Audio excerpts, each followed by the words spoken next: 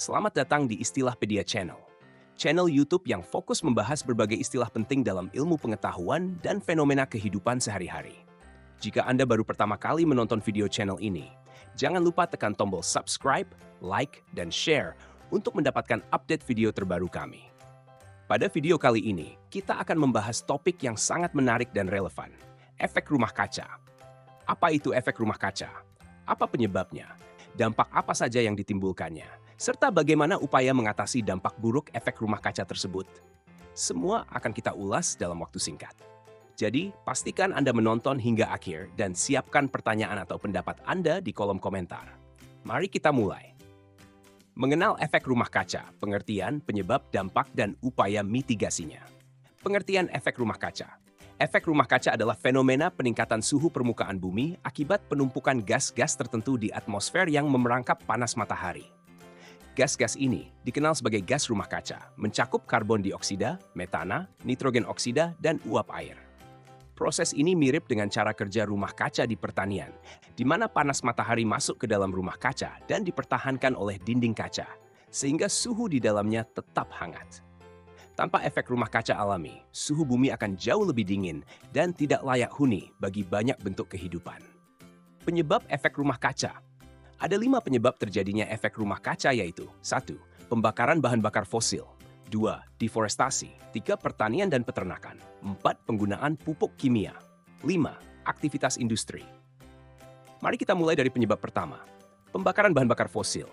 Kegiatan manusia seperti pembakaran batu bara, minyak, dan gas alam untuk energi dan transportasi melepaskan sejumlah besar CO2 ke atmosfer. Penggunaan bahan bakar fosil adalah penyumbang utama emisi gas rumah kaca, dan dengan meningkatnya kebutuhan energi global, emisi ini terus meningkat. Kedua, deforestasi. Penebangan hutan mengurangi jumlah pohon yang dapat menyerap CO2 untuk fotosintesis, meningkatkan konsentrasi gas ini di udara. Selain itu, deforestasi seringkali disertai dengan pembakaran vegetasi yang melepaskan lebih banyak CO2. Ketiga, pertanian dan peternakan. Proses pertanian dan peternakan, terutama produksi padi dan fermentasi pencernaan pada hewan ternak, menghasilkan metana.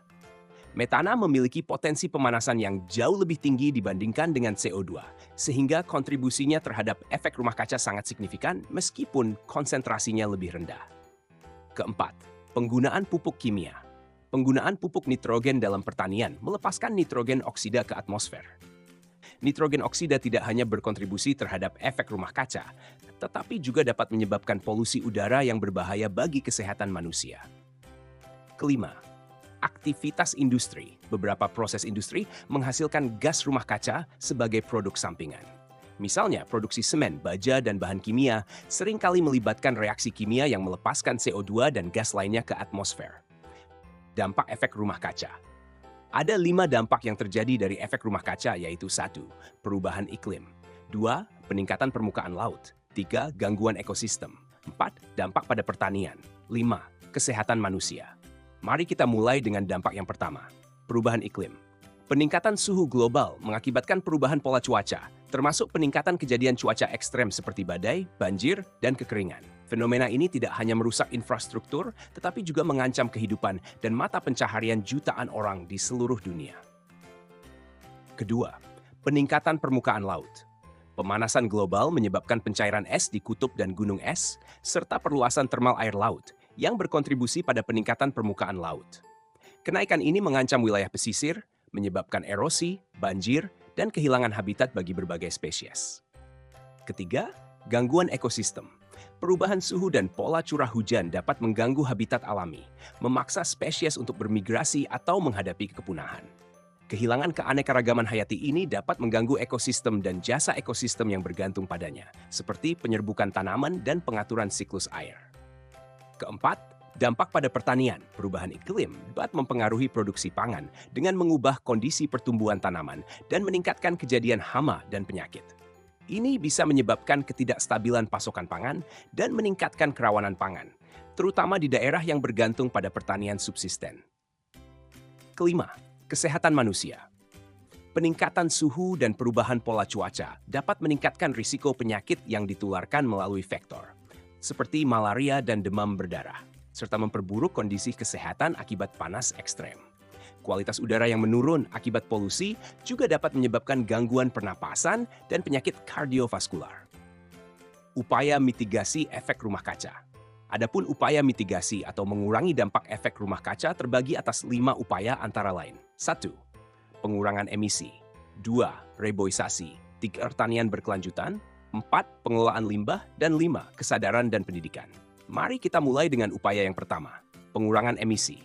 Mengurangi emisi gas rumah kaca dengan mengadopsi teknologi energi bersih dan efisien, serta mengurangi ketergantungan pada bahan bakar fosil. Upaya ini mencakup penggunaan energi terbarukan seperti matahari, angin, dan hidroelektrik, serta meningkatkan efisiensi energi dalam transportasi dan bangunan. Kedua, reboisasi. Menanam kembali hutan dan melindungi hutan yang ada untuk meningkatkan penyerapan CO2 dari atmosfer. Reboisasi tidak hanya membantu mengurangi konsentrasi CO2, tetapi juga memberikan manfaat tambahan seperti perlindungan keanekaragaman hayati dan pengelolaan sumber daya air. Ketiga, pertanian berkelanjutan. Mengadopsi praktik pertanian yang ramah lingkungan dan mengurangi penggunaan pupuk kimia. Praktik ini termasuk penggunaan pupuk organik, rotasi tanaman, dan agroforestry yang dapat meningkatkan kesuburan tanah dan mengurangi emisi gas rumah kaca. Keempat, pengelolaan limbah. Mengelola limbah dengan lebih baik untuk mengurangi emisi metana dari tempat pembuangan akhir. Ini bisa dilakukan melalui pengomposan, daur ulang, dan penggunaan teknologi penangkapan gas metana dari tempat pembuangan sampah untuk energi. Kelima, kesadaran dan pendidikan.